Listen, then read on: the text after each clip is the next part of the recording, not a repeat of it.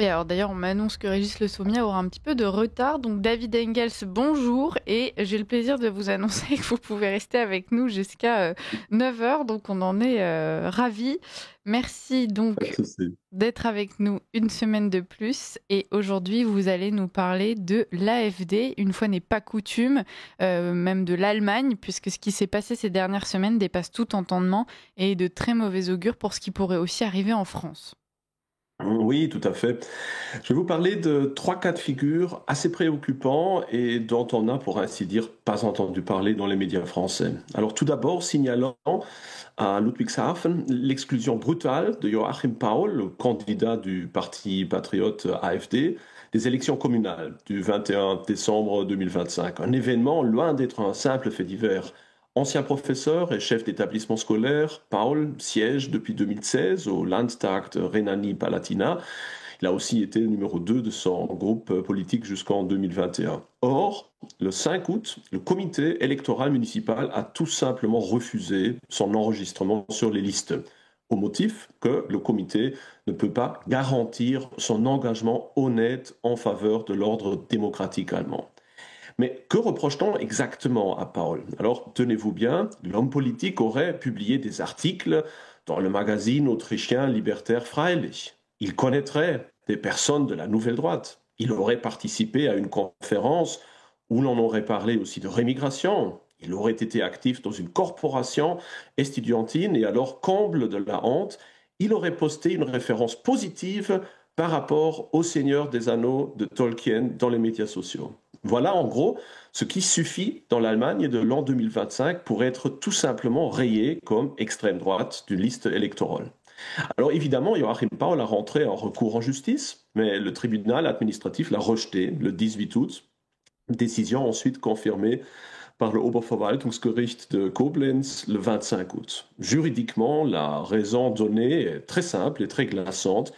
Avant le scrutin, les juges n'ouvriraient la porte à une révision qu'en cas d'illégalité manifeste. Sinon, on préfère renvoyer le cas en contrôle a posteriori pour ne pas déstabiliser l'élection en cours. Les juges n'ont donc nullement confirmé une quelconque inconstitutionnalité personnelle de la part de M. Paul, mais estiment simplement qu'il existe des indices suffisants permettant au comité d'écarter le candidat de manière, pour ainsi dire, prophylactique, et que le contrôle, s'il doit avoir lieu, se fera après coup, une fois le tour joué.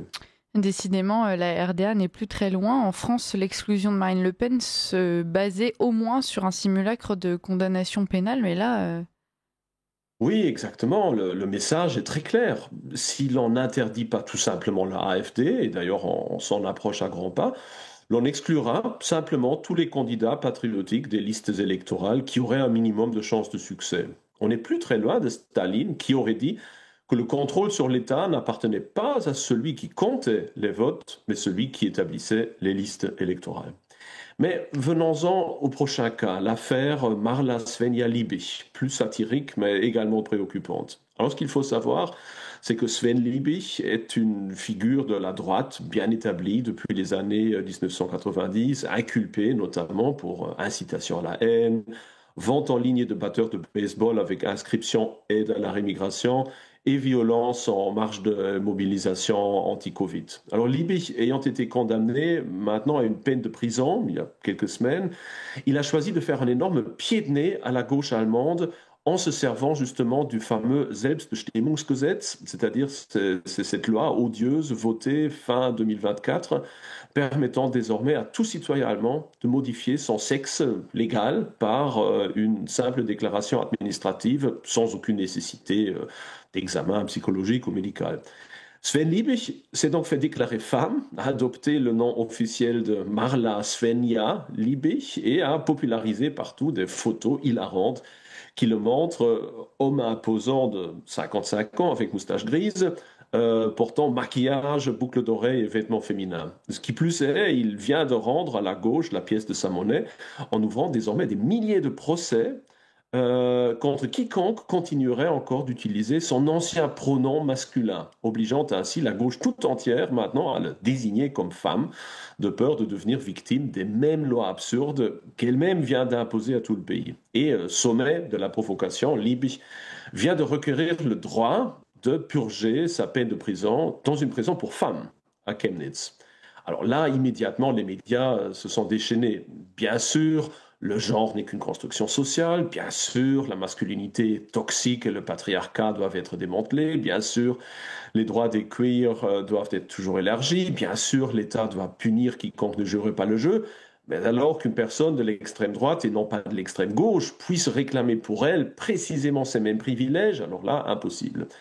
Réaction politique ne s'est pas fait attendre non plus. Même le ministre social-chrétien de l'Intérieur, Alexander Dobrindt, dénonce un exemple flagrant de détournement du droit et réclame donc une refonte de la loi pour en limiter les abus par la droite. Mais les socialistes, pour le moment, ou les sociodémocrates, restent fermes. Il n'y aura pas de retour en arrière. Les lois des trans ont absolue priorité. Dès lors, Marla Svenja Liebig a bien été convoqué de se rendre à la prison pour femmes de Chemnitz. Mais là, nouveau pied de nez, le provocateur vient de prendre la fuite et a demandé l'asile politique en Russie, où il se trouve à ce moment même. Et c'est rassurant que nous, les Français, ne soyons pas les seuls à posséder une classe politique qui se ridiculise de jour en jour un peu plus. Oui, en effet. Et plus elle se ridiculise, plus elle tente évidemment de conserver le contrôle par les moyens les plus autoritaires, en Allemagne comme partout ailleurs. Mais examinons maintenant le dernier cas, peut-être le plus préoccupant. Ainsi, en Rhénanie du Nord-Westphalie, la campagne électorale vient d'être bouleversée par une série de décès qui suscitent à la fois tristesse, mais aussi interrogation et soupçon. En l'espace de quelques jours à peine, 7 candidats, enfin peut-être qu'il y en a même plus maintenant, mais en tout cas, quand j'ai vérifié la dernière fois, 7 candidats du parti d'opposition de droite AfD aux élections municipales du 14 septembre ont perdu la vie. Une accumulation assez troublante, au point que certains parlent même d'improbabilité statistique. Même Elon Musk, jamais avare de commentaires sur l'actualité internationale, s'en est étonné publiquement. Alors certes, la police, les médias et les autorités électorales l'ont répété, dans tous les 7 cas, il s'agirait de causes naturelles ou de circonstances personnelles tragiques. Ainsi, on cite simplement une série malencontreuse de crises cardiaques, de défaillances rénales, de décès consécutifs à des longues maladies, il y aurait même un suicide. Aucun indice criminel n'a été relevé, aucune enquête n'a été ouverte d'ailleurs pour confirmer la thèse d'une action organisée. Alors, certes, le nombre de candidats qui est en jeu, il s'agit maintenant de 20 000 à peu près à travers le Land, relativise quelque part ou quelque peu cette coïncidence. 16 décès ont été enregistrés au total, d'ailleurs, toute formation politique confondue. Pourtant, les théories de conspiration circulent dans tous les milieux de la droite. L'économiste Stefan Homburg évoque une coïncidence quasi impossible, comme le font des dizaines d'autres. Alice Weidel, coprésidente fédérale de l'AfD, reprend aussi l'argument pour dénoncer un climat délétère. Elon Musk, depuis son réseau social, ajoute sa voix au cœur des sceptiques. Il y verrait même une menace pour la démocratie allemande. Autant de réactions donc, qui alimentent les soupçons dans un contexte évidemment nettement plus large, qui est celle de la mise à l'écart progressive de l'AfD, qui est actuellement portée à 25% des intentions de vote et qui est tête à tête avec les chrétiens démocrates du chancelier Merz, écartement donc ou non de la protection des valeurs démocratiques. Car c'est bien là que réside l'interrogation la plus profonde. Même si chaque décès est, selon les éléments connus, explicable par des raisons médicales ou personnelles, leur accumulation crée un climat de doute. Et ce doute se nourrit d'un contexte où certains candidats, comme Joachim Paul, dont on vient de parler plus haut, ont été aléatoirement exclus de scrutin, où les services de renseignement classent le AfD comme suspect d'agissement d'extrême droite, où des membres de la AfD se font agresser et violenter quasi tous les jours par l'Antifa, où les maisons et les voitures de personnages de droite se font vandaliser, voire incendier, sans que la police semble très intéressée à élucider les faits, où les banques ferment les comptes de tout un chacun qui serait connu comme activiste de droite. Bref, où la ligne de partage entre protection de la démocratie et mise sous tutelle des électeurs paraît de plus en plus fragile. Et au fond, le véritable choc n'est pas tant la mort soudaine de 7 candidats politiques que le fait qu'une part non négligeable de la population soit désormais convaincue que le régime en place est forcément responsable de ces meurtres multiples afin de museler l'opposition. Exactement. Ce qui, encore, il y aurait quelques années, aurait été impensable est maintenant devenu presque une banalité. En Allemagne, il y a des cas de décès de ce style-là et on soupçonne en grande partie que l'État est capable, ou que les élites sont capables d'assassinat politique. On est arrivé maintenant là en Allemagne. Donc, en définitive, ces trois affaires, bien que très différentes dans leur nature, dessinent une même tendance inquiétante, celle d'un glissement progressif où la frontière entre l'état de droit et l'arbitraire politique devient de plus en plus poreuse. Qu'il s'agisse de l'exclusion d'un candidat sur la base d'indices absurdes et non de faits établis, de l'hypocrisie évidente face à la loi sur la déconstruction du genre, ou encore d'une succession de décès qui nourrit un climat de suspicion corrosif. Toutes ces situations participent à fragiliser la confiance des citoyens dans leurs institutions. Or, sans cette confiance, la démocratie elle-même perd sa légitimité. C'est pourquoi l'Allemagne, et par ricochet aussi la France et l'Europe, devraient prendre très au sérieux ces signaux d'alarme, car ce qui est en jeu là n'est pas seulement l'avenir d'un parti politique, mais bien la crédibilité du système démocratique tout entier. Mmh. Merci David Engels pour cette chronique. Alors comme je l'ai annoncé, on a encore quelques minutes avec vous en attendant Régis Le Sommier.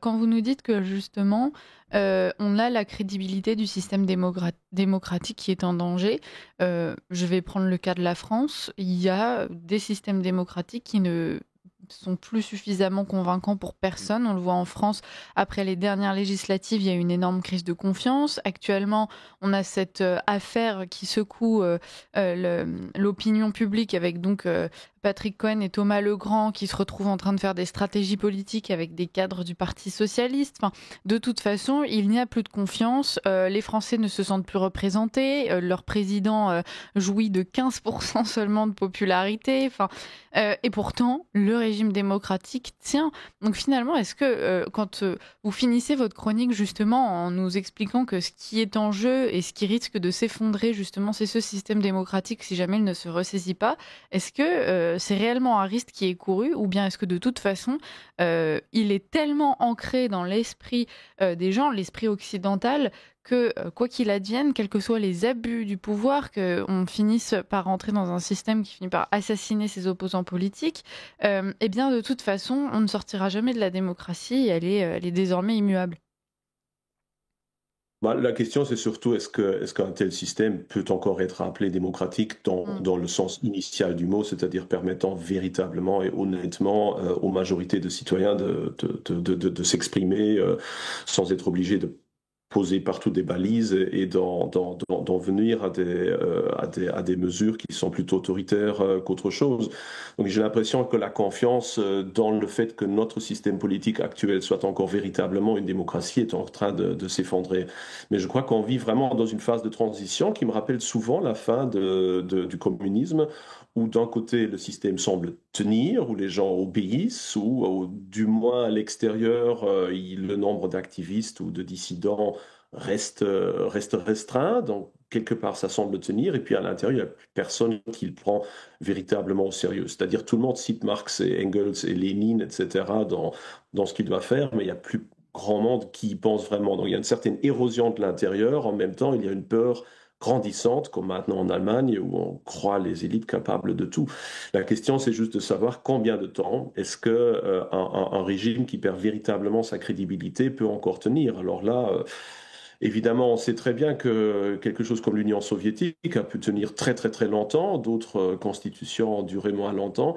Moi, je reste toujours ébahi, à la limite en tant qu'historien presque admiratif, devant la capacité de ce système, de ce régime en place, de à chaque fois racheter encore 4 ans de plus, encore 5 ans de plus, alors qu'on voit que les dettes, à tous les niveaux d'ailleurs, accumulées, deviennent de plus en plus écrasantes, ou qu'à un moment ou un autre, ça va péter, si on veut dire, d'un point de vue à l'autre, mais on arrive toujours assez bien à reporter encore une fois, mais à quel prix? Et Mm. ça, je me demande véritablement quand ce prix-là devra être payé.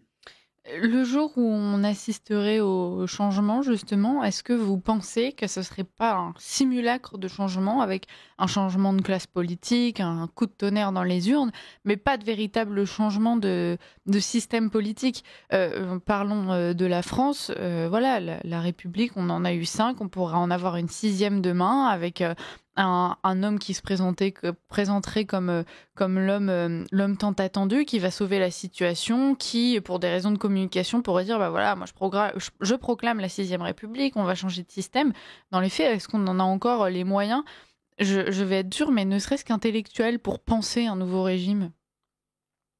C'est une question extrêmement juste que je me pose très souvent aussi quand on pense au Gâteau Pardo, hein, ou dans le fameux roman de Lampedusa, où le conte, je crois que c'est un conte, dit d'ailleurs, pour que rien ne change, tout va changer, hein. Donc on peut très bien imaginer comme ça un changement extérieur où de fait la majeure partie des anciennes élites restent en place. Pensons d'ailleurs à la chute du communisme. Moi, je l'ai vécu en Pologne assez directement. Le fait de voir qu'une grande partie des anciennes élites communistes, même après la chute du régime, sont restées en place. Au fond, tout ce que vous avez maintenant en tant que cadre des partis libéraux, socialistes, etc., tous les grands entrepreneurs, grande partie sont issus de la nomenclatura communiste qui ont tourné leur veste. Donc ça peut être un véritable risque. De toute façon, les continuités d'élite, ça on les connaît toujours. Donc oui, oui, c'est une possibilité qu'on aura un changement de rhétorique où on va nous dire...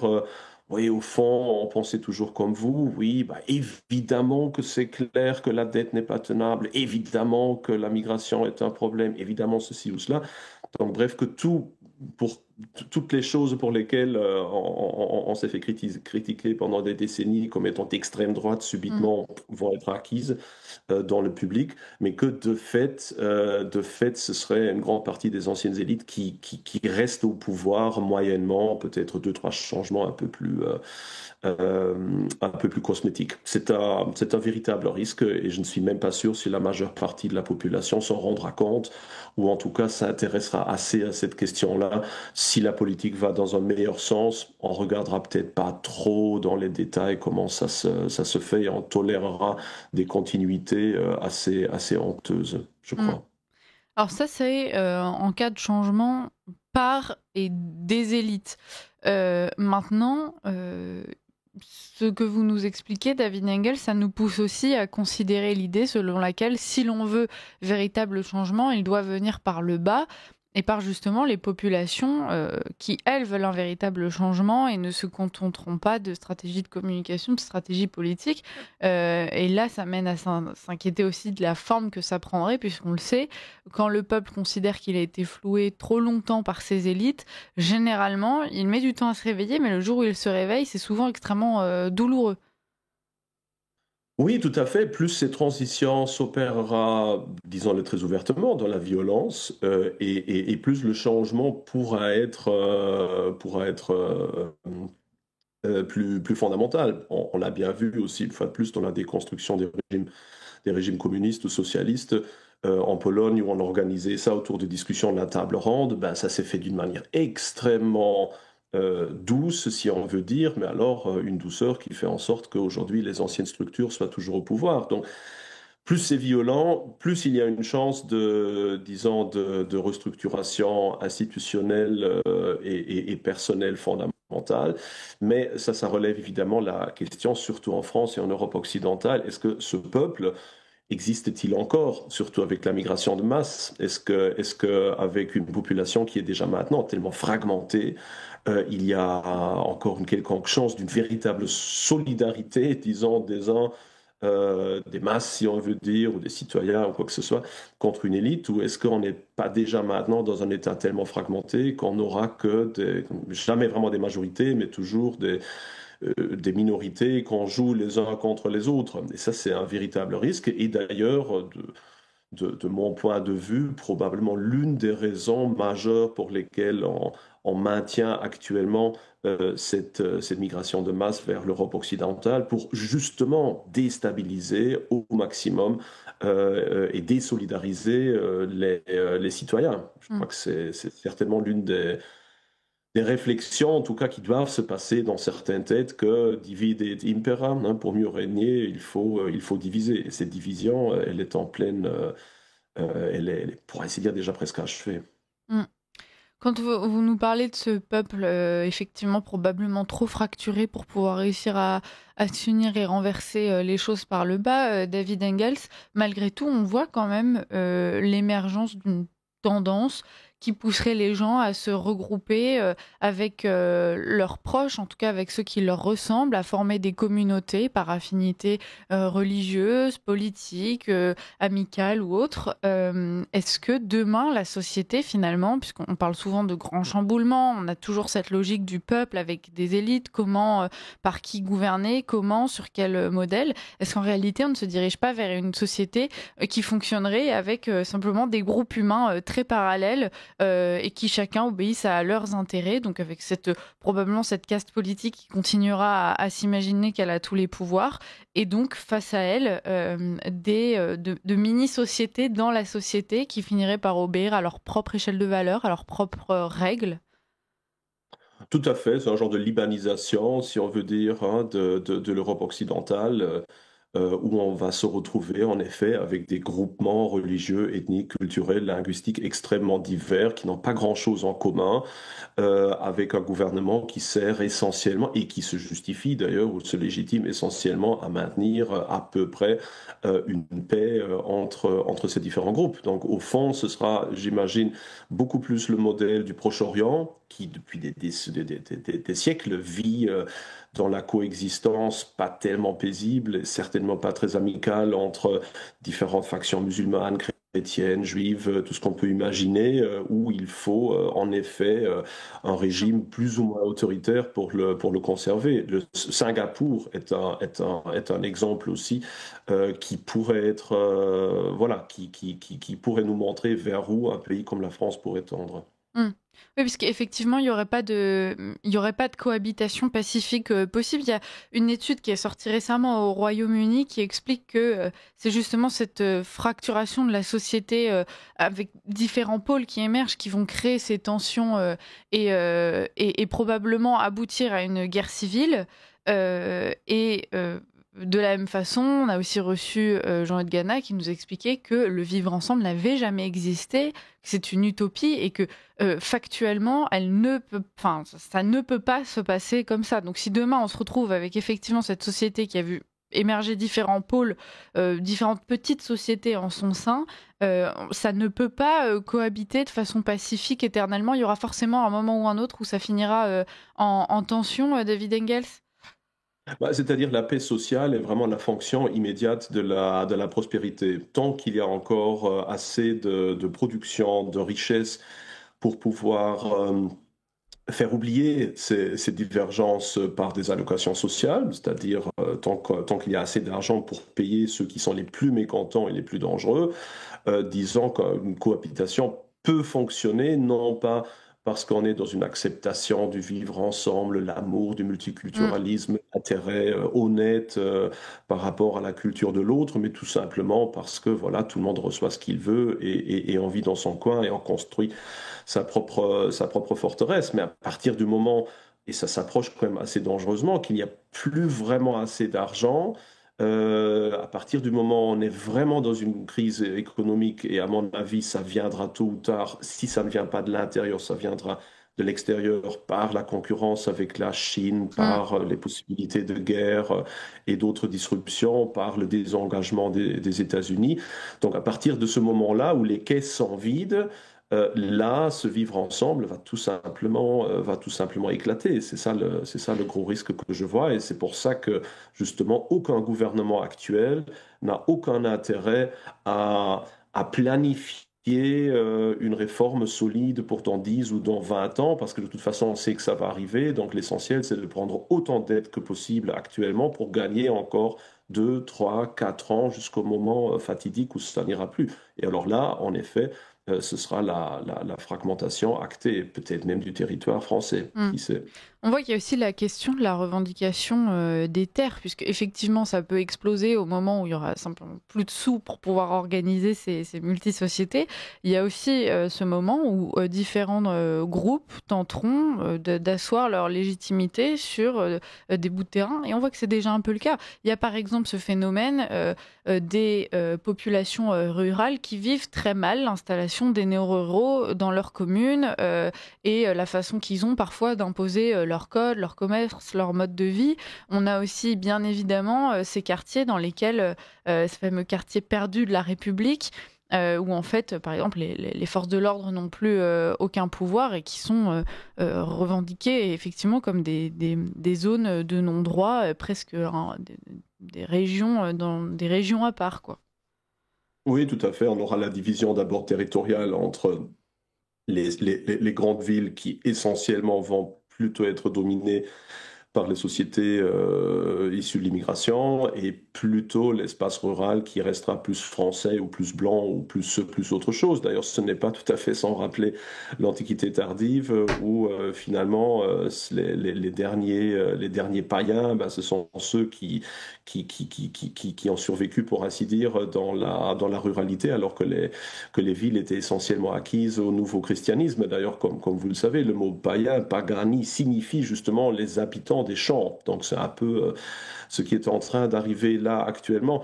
Mais je crois que au lieu vraiment d'avoir une fracturation actée du territoire, dans le sens d'un genre de fédéralisme qui dirait tel canton va là, telle ville va là, à mon avis, on aura plutôt un droit différent de citoyen à citoyen, c'est-à-dire par exemple, la charia sera applicable pour qui voudra bien sous-signer, pour ainsi dire, à ce style de droit et qui préfère être jugé selon un autre droit va rester là-dedans. Donc on aura un genre de fédéralisme par les individus, comme c'est déjà le cas d'ailleurs maintenant en Belgique ou en Angleterre, où si vous voulez être jugé par un tribunal de charia, au lieu d'aller devant un tribunal tout à fait normal, ben, vous en avez tout à fait le droit, vous Mm. faites la décision par l'imam, et à partir du moment où ce n'est pas en flagrante opposition avec le droit général, généralement le ministre de la Justice, il Mm. co-signe et c'est bon.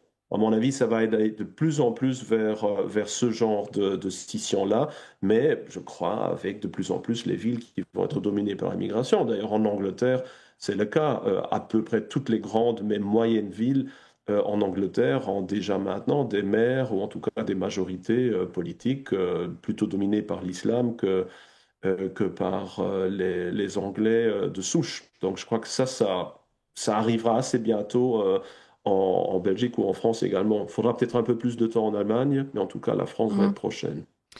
David Engels, vous avez travaillé justement sur la façon dont une civilisation s'effondre. Est-ce que pour vous, justement, cette situation dans laquelle on se trouve, c'est un symptôme annonciateur de la chute de la civilisation occidentale?